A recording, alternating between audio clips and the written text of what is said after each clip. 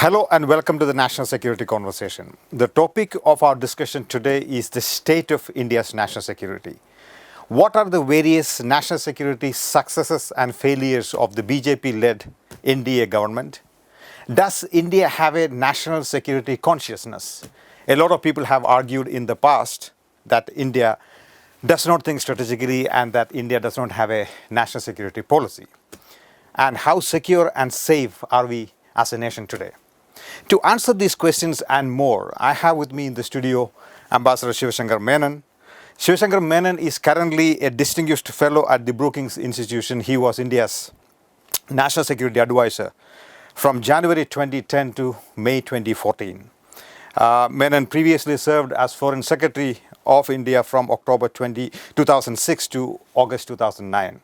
He was also India's ambassador / high commissioner to various capitals, including Islamabad and Beijing. Ambassador Menon, welcome to the National Security Conversation. Thank you for having me. May I start with a very simple question? Do you think India is safer today compared to, say, 2014 when you were India's National Security Advisor? Is India safer and secure today? In 4.5 years, I think it's unfair to measure, because I think a lot of what has happened is really external to India. The external situation around India has deteriorated in a sense. But I think we're less safe today. I mean, that would be my broad answer. More because of what has happened within the country, the polarization, communalization.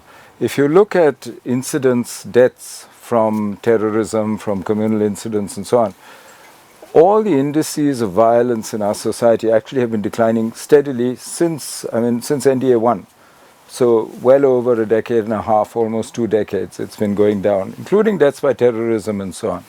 The only thing that's been rising since 2012 is communal incidents and social violence of various forms. And this is a result really of tremendous social change also, of rapid urbanization, of people being cut off from their roots, alienation. But more than that, some of it is also, unfortunately, a communal and other polarization of society itself. So, as an Indian, if you ask the individual Indian, does he feel more safe or less safe? I think the average Indian will tell you less, actually. But that's a very interesting answer, Ambassador Menon, because you're actually enhancing the scope and meaning of national security, as it were. Well, ultimately, what's a national security professional's job? His job is to make himself irrelevant. People should feel safe and should be able to go about their normal business without worrying, am I safe, am I about to be physically attacked, is my country about to be attacked? I mean, why do you have a whole professional apparatus, National Security Council, why do you have the police, the armed forces, all the things that go into building this huge diplomatic machinery, etc. Why do you have it? The idea is to allow the citizen not to feel unsafe and to go about his normal life, and to allow, and our job in India is special. Our job, given our condition, is really to ensure that we can transform India, is to provide sufficient security for the transformation of India into a modern, prosperous, secure country. It's not just, some academic definition of security. That's my next question, actually. I teach a course in JNU on national security, and we spend several sessions, several days to understand arguing what is security. What is national security. So I'm what a is practitioner. national security? I'm a practitioner. So I look You're also at a thinker. Well, I don't think so. I don't flatter myself. No, I think, frankly, when you look at it, as I said, our job is to enable the transformation of India and to create enough security for that. I think we've learned as we've gone along. If you look at India and its practice, especially the external security organs of state have been, and they've been forced to. I mean, we fought 4 wars in the first 24 years of the Republic, of independence, since independence, and we've learned to keep. We've managed peace since then, by and large. Kargil is an exception, but we faced asymmetric threats. But we've learned to deal with that also, with terrorism also. We're getting better at it. But then, as our definition of security has grown, naturally what we have to do as a system to provide security, to enable India to transform itself, and we've done well. That also has grown. But if you look at the results, The last 30 years have really been the best ever in the history of India. If you look at 30 years as a whole, by any metric of power, India today is relatively better off vis-a-vis every other country in the world except China. China did even better through the decades of globalization and the unipolar world. But I think what's happened is, in the recent past, the world around us has changed tremendously. With the rise of China, the return of power politics, whatever you want to say, American retreat from the Asia, etc., various, the economic crash, and therefore deglobalization in a sense. So you have a much more uncertain economic prospect. So the transformation of India becomes much more difficult. And the threats also grow. You have threats out of West Asia, you have terrorism, global terrorism is rising. In India it might be declining, deaths from terrorism, but you look at the global figures, you look at migration figures, look at refugees, you're at levels which you had only just after Second World War, when you look at global figures of displaced people. When you look at violence, between major powers, no wars. But if you look at violence, civil wars, internal, you look at other kinds of violence, frankly, all the numbers are going up. We often forget that only, I think if you, last year's figures, or 2016, of all the violent deaths on earth of human beings, only 16% were caused by various kinds of conflict. The rest are all murders. So now, our job is not just to say, oh, we'll only take care of the wars. If it's civil, if it's other violence. No, policing, everything is part of your job as national security professionals. So you need a definition. You, as academic, you have to give us a definition which actually covers our present situation. Because our job is to make the citizen feel safe and go about his own life. Ambassador Menon, you said something very, very interesting and important. The job of a security professional is to make himself irrelevant. Now, I know where you're coming from and what that means at the end of the day, but there is also a counter-argument in India, and it has been made by a lot of people, including thinkers, practitioners, and researchers from abroad, that India does not have a national security consciousness. I think that's a good thing. I think that's a good thing. The ordinary person shouldn't be sitting worrying about. We pay national security professionals, whether it's the army, whether it's the police, we pay them to think bad thoughts and to make sure they don't come true. That's our job as national security professionals, to think all the bad thoughts, to think of all the terrible things that could happen and make sure that they don't happen. With whatever means we have, that's strategy, right? And means and ends. You have a goal, and our goal, as I said, is very clear. So within that, I don't think we should expect the whole population all the time to be very tense and worried about security. That's not our goal. In fact, exact opposite is our goal. What you need is for the professionals to be good at their job, to be professional about it, to know what they're doing, to stay up to date, and to think about what they're doing. Now, as I said, if you look at our record as India, we've done relatively well on external security, and today there is no external existential threat to India as there might have been in the 50s, 60s. And there was a question after Nehru, who will India break up, all these. Nobody asks these questions, nobody even thinks them today. Certainly not after what you've achieved. And you've done military reform. The army today is very different from what you inherited in 47, or even what Sundarji inherited. I mean, you did another big round of change, and you're now doing another round of changes of military reform. The whole national security apparatus, you created a National Security Council in 98. You've started also addressing issues of technology. You've become a nuclear weapon state. So you've actually changed the way you deal with external security and reformed yourself. You had no choice, because frankly, you're dealing with things outside your control. So you had to. You have not done the same for internal security. And that's one reason why, for me, internal security is a much bigger worry today than external security, quite frankly.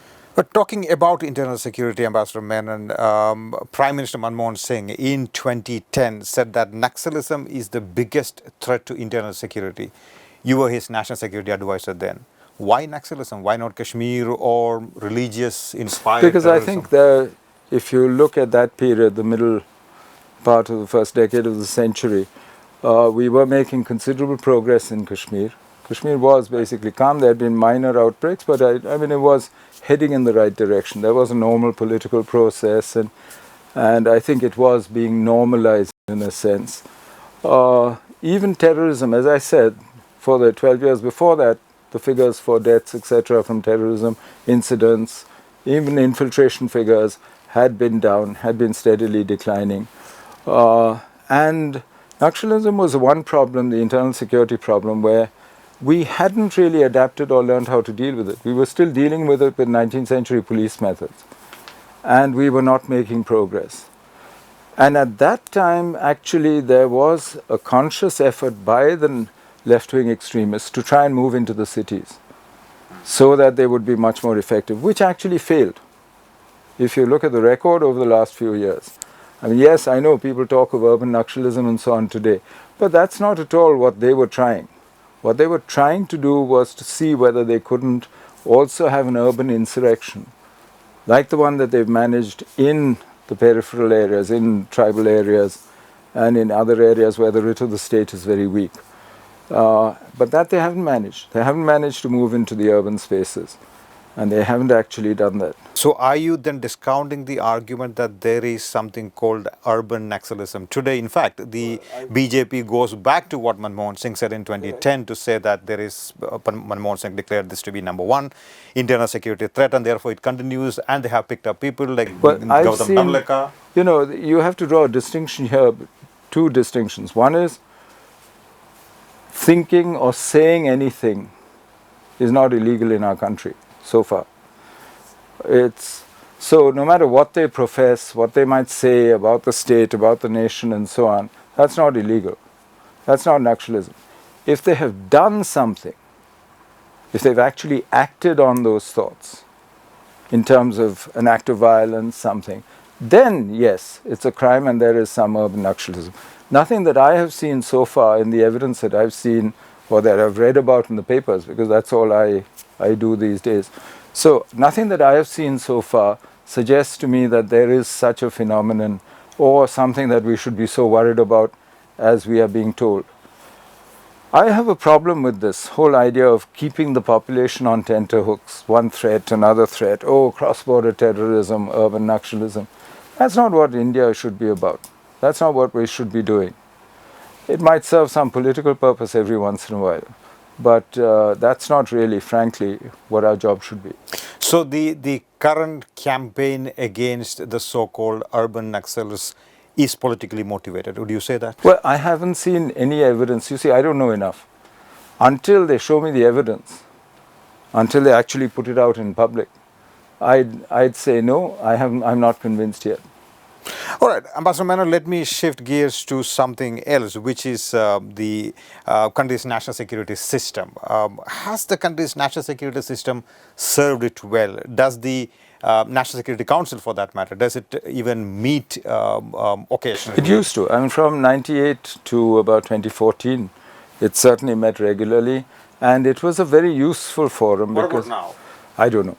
I don't know. I can't say. I'm told that it doesn't meet very often. I think, you know, previous governments were much more collegial. I mean, since the National Security Council was set up in Mr. Vajpayee's government, for instance, or the governments under Dr. Manmohan Singh, I think they were much more collegial.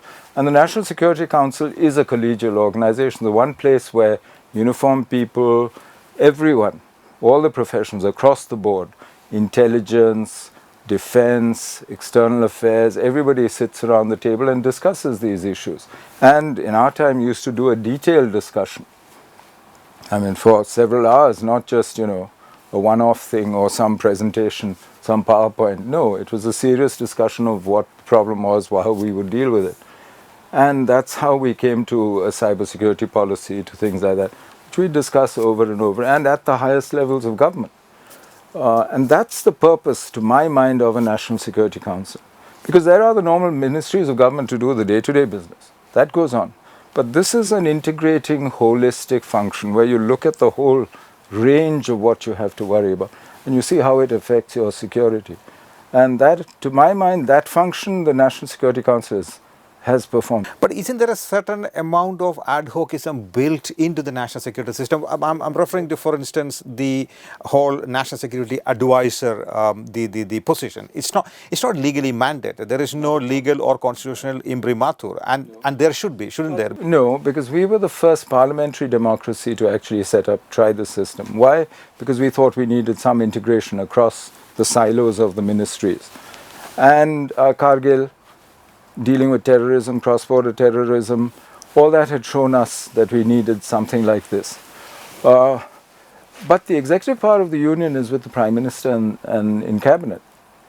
So it's really with the ministers, which is why it's a national security advisor to the PM. It's for him to take it through the cabinet and then to implement it. And the implementation is still with the rest of where the power is in the constitution. My own preference is that ultimately it should be given a statutory basis, and we should write a law for it. But there are large parts of our national security system which don't have a statutory basis today, many of the intelligence agencies, for instance, and there is an argument made for some of that also to be brought in the law. And I think it can be done now that we have the experience and we've gone through this whole process, and it's been more than 15 years since we set up these systems, almost 20 years actually this year. So now actually I think it's time that we sat back, looked at it and saw how we can bring it into the law. And in our case, when we set up the NSC, it was also because we had become a nuclear weapon state, and you needed one place where you could actually do the work, control that, run the strategic program and do your thinking about those kinds of issues. So there is a need for some such body which deals with cross-cutting issues, which deals across the board with things which does, say intelligence tasking, looks at technology, for instance. Today, when you're integrating across so many platforms, whether it's satellites, whether it's SIGINT, whether it's human, and so many agencies and so on, you need some place, some clearinghouse where you actually deal with this. So you have a whole set of functions which in today's government, unlike say the government in 1951, which you need an NSC and an NSA and the function that the National Security Council Secretariat performs. And I think the ministries don't grudge that either. They're quite happy if the NSC system brings additionality to them, because it strengthens their hands. It's not necessary that they're working at cross-purpose. It's not only that, the ministries have to listen to NSC, or the NSC has to listen to the ministries as well, if it wants to be effective at all.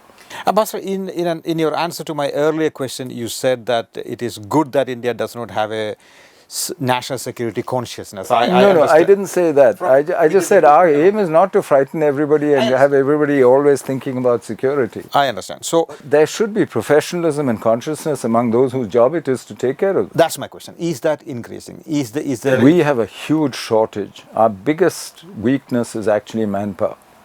And to say this in a country of our size, with a population of our size, it feels horrible. But the fact is, you don't have security professionals. Why is that? And we've never ever actually developed them properly. When we did the National Cybersecurity Framework, the policy framework 2013, we calculated that we needed about 500,000 cybersecurity professionals. Not necessarily people who do 100% only security, but people who knew enough, who were in the software, IT, ICT industries, who could be part of this.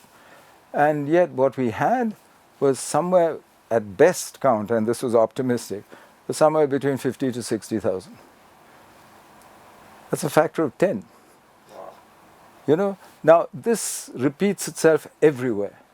You ask the army, they have a shortage of officers. You look at the police, and you're looking for people. So it's not just about people, it's also about expertise. It's expertise and training people and offering them a proper career path so that this is a good choice for people. I mean, why do students choose to do computer programming? Because they see a career for themselves, they see a future.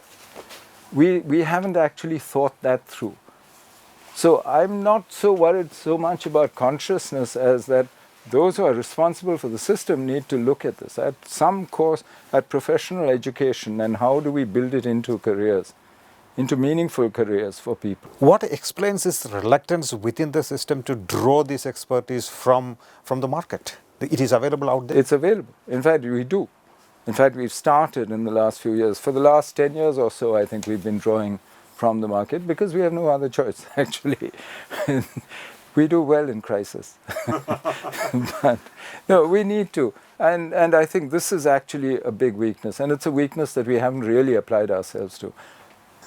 Ambassador, talking about crisis, you just mentioned crisis. On the Mumbai attack, your book, Choices Inside the Making of India's Foreign Policy, on page 91 you write that I urged the foreign minister and the prime minister that we should retaliate. Past and tense, urged. Urged, exactly. And be seen to retaliate to deter further attacks for reasons of international credibility and to assuage public sentiment. On page 91, you also said that, but on sober reflection and in hindsight, I now believe that the decision not to retaliate militarily and to concentrate on diplomacy, covert and other means was the right one for that time and space.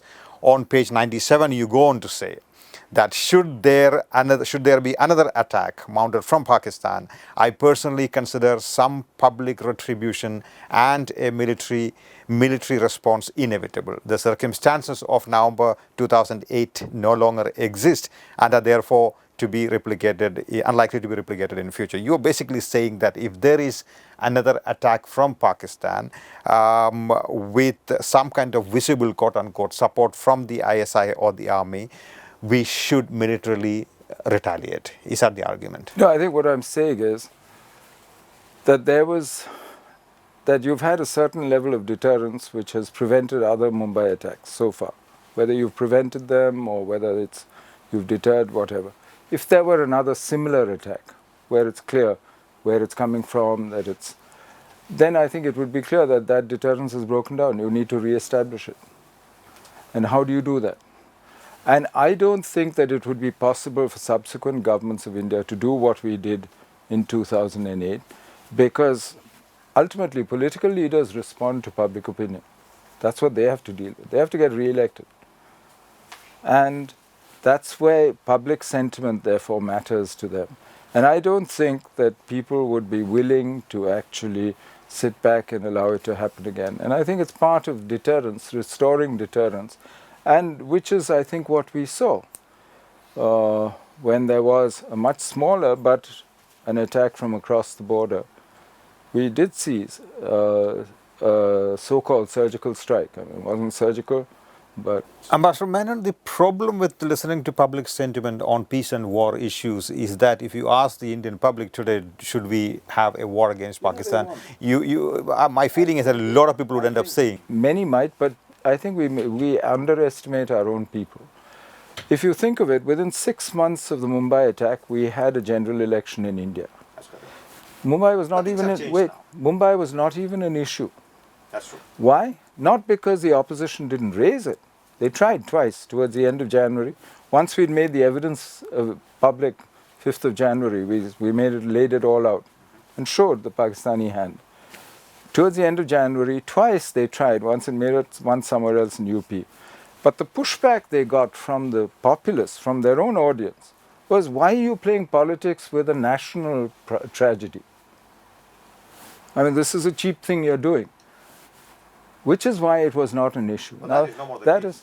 I don't know. I think we consistently underestimate the wisdom of our own people. And we have done this for a long time. If you look at the civil nuclear deal with the US, the political class would tell you, oh, the people are dead against it. 93 to 96% of the people in every poll were supporting it. So I think we consistently underestimate our people. When we did the Border Peace and Tranquility Agreement with China in 93, everyone was saying, you can't agree to status quo, the whole political class. And it took 6 months of working with the political parties, talking to them before we actually signed the agreement. But when we signed, nobody said this is madness.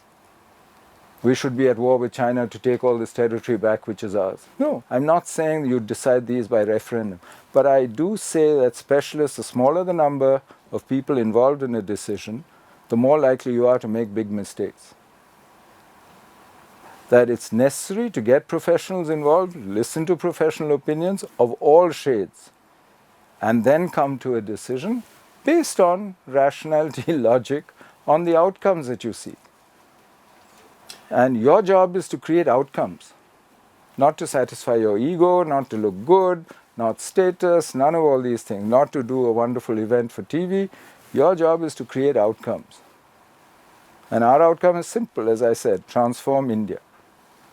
I'm sorry to push this point further, but one could make the argument that the politicization that followed the 2016 surgical strikes was also to assuage the public sentiment. No, I don't think so. It was to win an election.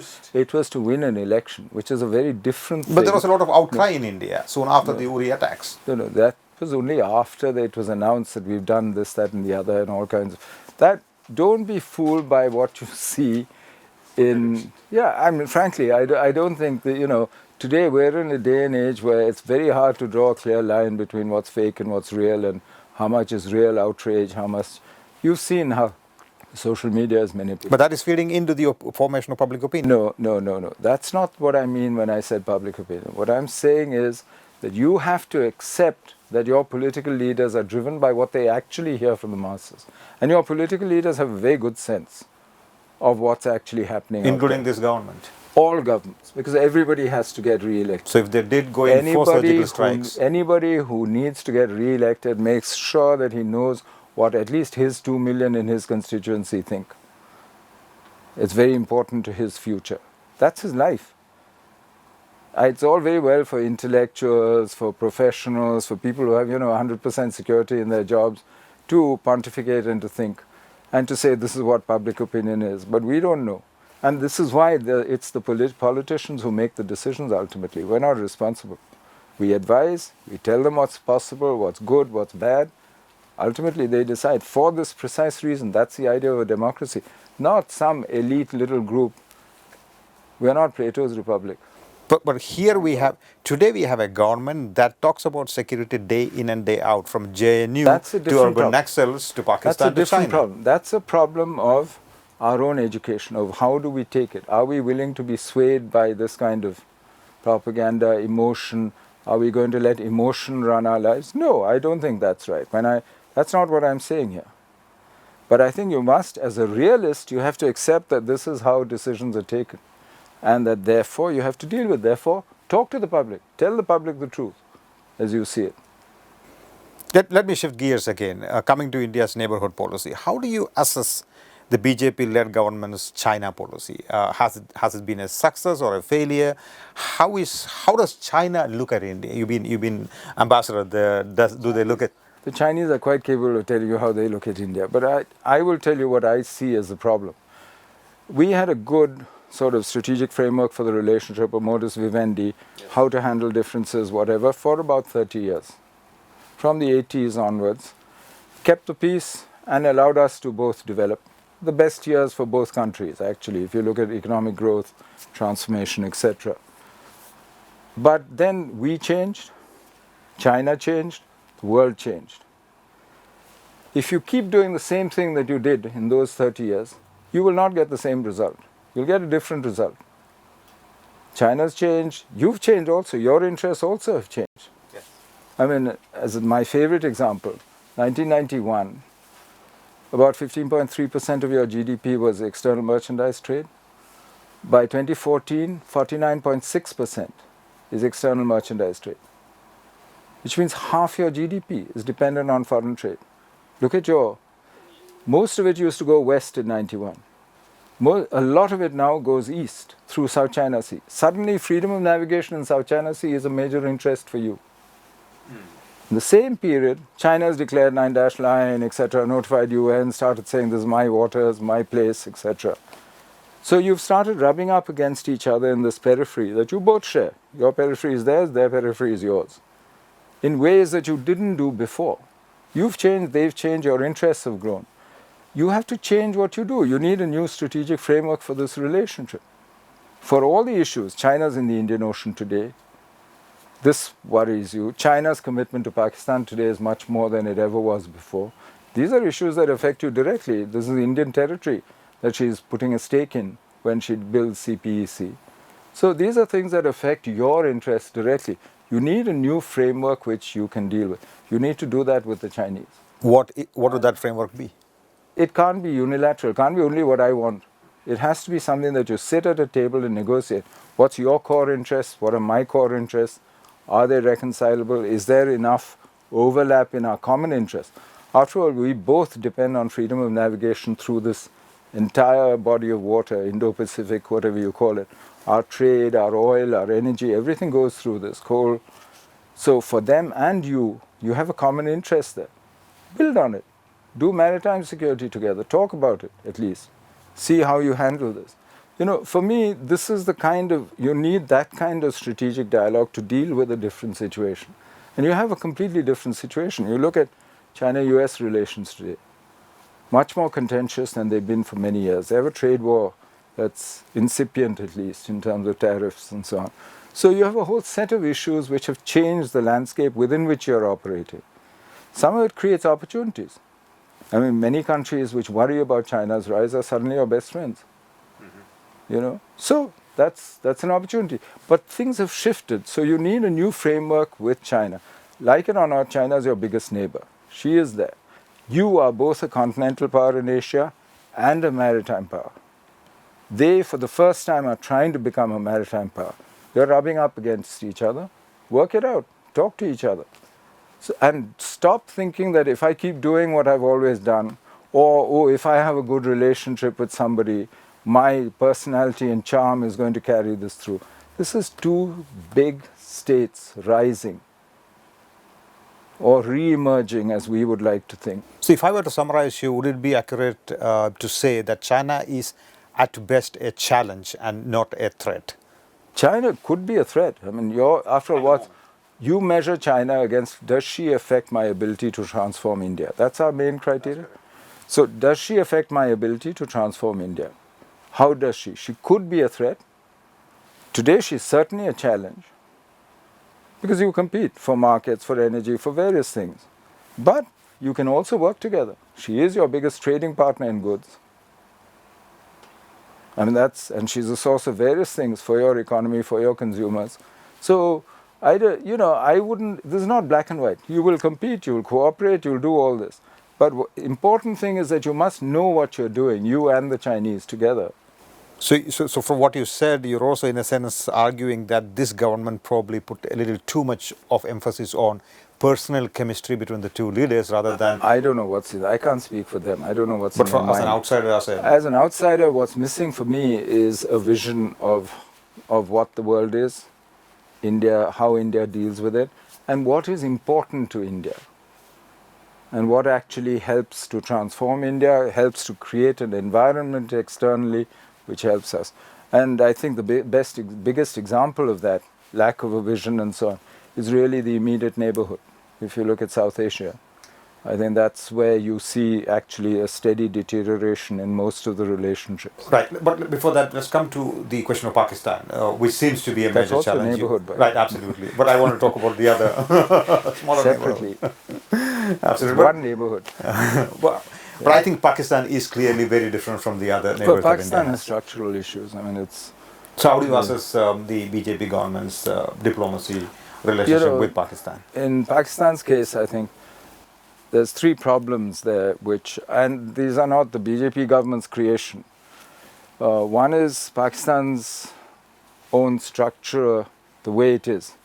The role of the army's institutional interest in a managed level of hostility with India, because it justifies the army's role at home, etc. The other problem, of course, is that there are many Pakistans. Correct. When you look at, the jihadi tanzeems, the religious right, the Pakistan army, the ISI, business, civil politicians, civil society, normal society. I mean, many of these actually have no problem working with you, and you have no problem with, but you do have problems with some of those. And so it's very hard to have one coherent Pakistan policy. Because to say I'm dealing with Pakistan is actually not true. You're dealing with many of these Pakistans all at the same time. So that again is a problem. Now, because of these two, the third problem, Pakistan's capacity to carry a normal relationship with you is very limited. So there is only a very narrow bandwidth of what is possible for an Indian government with Pakistan. And within that bandwidth, this government has anyway chosen not to do the engagement paths. So we won't talk if there's terrorism. Now, you're not talking or not allowing travel. The terrorist doesn't care about your traveling or not allowing travel. It's the poor civilians, the others who you have no problem with, who you are penalizing for what the jihadi tanzeems and the ISI and etc. are doing. So now once you've knocked out that, then the bandwidth available to you, the range of policy options available to you actually goes further down and narrow. And that's the situation we're in now. So you won't go to SAARC summit, you won't do this, you'll do a surgical strike and say I've hit them and announce it, unlike in the past when you did it but never bothered to announce because its goal was different, and so on. So you've actually, in a sense, worked yourself into a corner. And this actually suits both sides in a very strange way. Ambassador, when a lot of people say that the real power holder, as you also correctly pointed out, in Pakistan is the Pakistan army, and the other arms of the government probably would have to listen to the power holder in Pakistan, that's the Pakistan army. If that is the case, and a lot of people argued when Imran Khan was elected the Prime Minister of Pakistan that, hey, it's not going to make much of a difference simply because you have the army who is remote controlling the Prime Minister of Pakistan. But a certain amount of elite consensus in Pakistan between the civilians and the military, isn't that a good idea? Always. But you know, this idea that, oh, army, who else do you think we deal with in Pakistan? We've always dealt with the army. Who did you sign Indus Waters Treaty with? Ayub Khan. Right. Army. Who did you do the best period of our relationships in the recent past? 2004 to 2007. Musharraf. That's correct. What was he? He was Chief of Army Staff at the same time as he was CEO and then made himself President. I mean, who are we dealing with? Of course we're dealing with the army in Pakistan. But there's this mythology that somehow, oh, we don't talk to the army. But if the Pakistan army, when there is a civilian government in Pakistan, if the wants Pakistan to talk to the army Indians, chooses to send a civilian to the table, we'll talk to him. But we know who we're talking to. We know where power is in Pakistan. So this argument that I see in the media all the time, oh, why don't we talk directly to Bajwa? Why don't we do? If Bajwa chooses to send his foreign secretary, if he sends his director ISI tomorrow, we'll talk to him too. why not back channel negotiations with Bajwa? Why do you need a back channel? If he wants a back channel, we're ready. We've done back channels in the past. We've done it with everyone. We did it with Musharraf. He was a general. Right, but when you have a civilian government in Pakistan, That's their problem. You're dealing. that's true. But if we have different Pakistans, many No, whether Pakistans, it's also our problem. It's our problem in how we deal with it. We should deal with each of those Pakistans in our interest. You make your calculation. Is it in your interest to punish the poor Pakistani people, their civilian politicians, their businessmen, for what? The ISI, their cricketers, whatever. Is that in your interest? You choose. I mean, that's your decision. You decide for yourself on the basis of your interest. But when you talk to the state, you know who you're dealing with. You're dealing with the Pakistan army, which is the preponderant power holder, and who controls policy towards you and America and Afghanistan and so on. So deal with it. I don't know why we confuse ourselves here. But hypothetically speaking, if the army chief Bajwa wants to have a back channel, because you already have a civilian government in Pakistan, a back channel with the Indian government, should that be accepted, or what do you think as a former practitioner? Let him come and say it. If he came and said it, I would say do it. But in the last 4 or 5 years, you have seen a steady deterioration of India's relationship with the neighborhood. What explains that? I think because we actually lost sight of what was important in these relationships. And there is, you see, the basics are that these are relatively new states. They might be old nations, but they're all new states. And they have to build an ideology, a nationalism, an identity of their own. And for many of them, this has to be done vis-a-vis the biggest power in their neighborhood, which is us.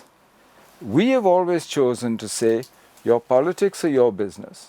You handle your own internal politics. but let's at least integrate economically. And frankly, if you look at the process over the last 70 years, we have actually tried to overcome many of the divisions and so on, and we do have today free trade agreements with most of our neighbors. We have actually with Nepal, with Bhutan, with Sri Lanka we have an FTA, with Bangladesh also most of the goods now actually come under our duty free. So we have managed to actually increase that. But we need to now take the next step, and we can't start insisting on reciprocity when there's such a disparity of power between us.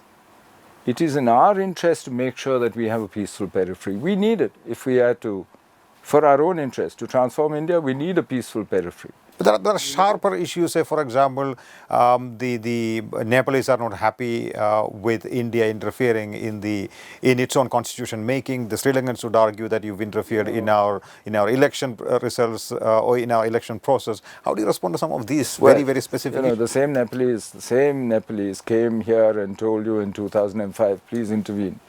That's correct. And told you to broker that agreement among themselves. That's correct. But it should be on invitation, right? So that's where you should be. You should create a situation where it's clear to them that you are an honest broker. That's correct. Where you have a role, but that you will do this honestly. That you will not do it just for your domestic politics. That's correct. And that, if you can somehow create that assurance, that's complicated. This is a relationship.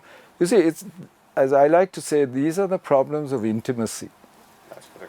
Because we are so intimate, because we're so similar, because we know each other's bad thoughts also, we're so close. That's why we have trouble. And it's like any intimate relationship within a family. These are the ones that get really excited and hot and so on.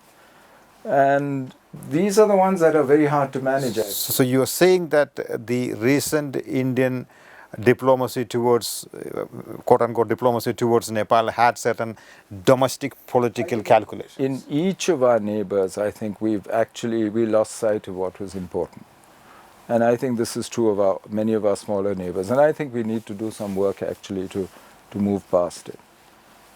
Ambassador Menon, my last question, and that is about, from a long view point of view, do you think there are fundamental transformations taking place in India's foreign policy outlook, in its sort of strategic outlook, as it were? From a sort of Nehruvian normative worldview, are we going towards a worldview that is that is sort of premised on power and realpolitik, or is that too much of a judgmental sort of an argument? That's a huge statement to make. No, I think it's always been about power. It's not even in the 50s and 60s. I mean, everybody recognized it was about power. Trouble is, when you have very little power, then you will stress other things. You'll go to multilateral organizations, you'll stress principle, equity, justice, etc. When you have only power, and you have a lot of power, and that's the trouble, I think, what you see, the more power states acquire, the more overbearing they appear, and the less they appeal to principle or to consensual politics and so on. They don't have to. They don't need to. But they should be middle. You need to find something in the middle, because you are still at the stage of accumulating power. And your main job is at home. You have too many sick, too many illiterate, too many people who are actually hungry. I mean, people who need jobs. You have huge jobs at home. Our job is, externally at least, the job is to create an enabling environment so that threats don't affect your ability, and it actually helps you. Because after all, you might be people rich, but you're resource poor. You do need to rely on the rest of the world for energy, for lots of things. And that's why half your GDP is external merchandise trade. For example, the refugee policy. There was a time when India welcomed refugees. Today we are openly saying that we don't want the Rohingyas here, that we have a certain refugee policy that is not very humanitarian. I find that rather sad, actually.